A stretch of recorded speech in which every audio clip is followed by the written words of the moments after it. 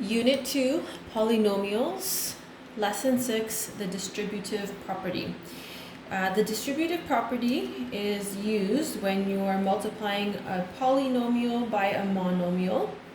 It's sometimes useful to use arrows to help you with the distributive property. So if you look at this first example of the two, so there's your monomial, there's your polynomial. So the 2 gets multiplied to the 3x, the 2 gets multiplied by the 4 to give you 6x plus 8. If you have a negative number as your monomial, then you're using integer rules. So just make sure that you are paying attention to your signs. So let's start with our first example. So our monomial is 4 and our polynomial is 8x plus 9. So I like to insert arrows to show where the 4 is being multiplied by. So 4 times 8x, the 4 and the 8 gets multiplied together, which gives you 32. And the 8x has an x, so that becomes 32x.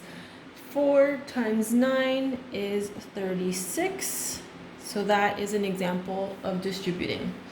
Sometimes your monomial can be a variable, which means it can be a letter. So this y is going to get multiplied to the other y and to the negative 4.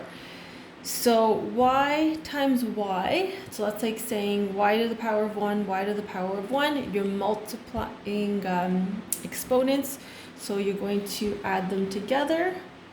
So that becomes y squared. And then y times negative 4 is negative 4y.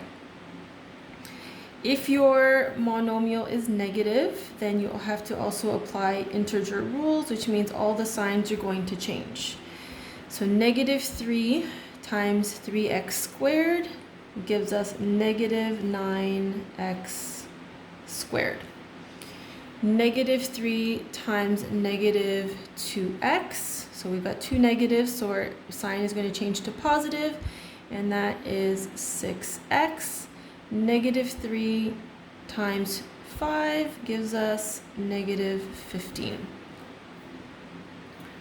Okay, our final example for example 1, we just have a negative sign. So that's like saying negative 1 is being distributed to all the numbers in this trinomial. So negative times 2c gives us negative 2c. Negative times negative 2d gives us positive 2d.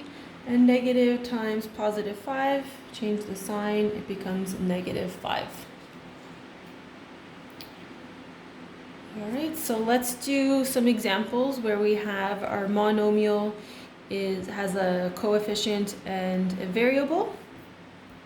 So again, I like to put in the arrows just to help me keep my multiplication organized. So 7y times y is equal to 7y squared. So when you have a y times a y, it becomes a y squared. 7 times negative 3 is negative 21y. So 7y times negative 3 is negative 21y. Next one. So we have a negative term. So negative 2x times x. So that's going to give us negative 2x squared. Negative 2x times 5 is negative 10x. Okay, and our final example on this page, so we got negative a, and we're going to distribute that to negative 2a, take away 1. So negative times a negative, so now we're going to have a positive. A times a is 2a squared. And then negative a times negative 1 is positive a.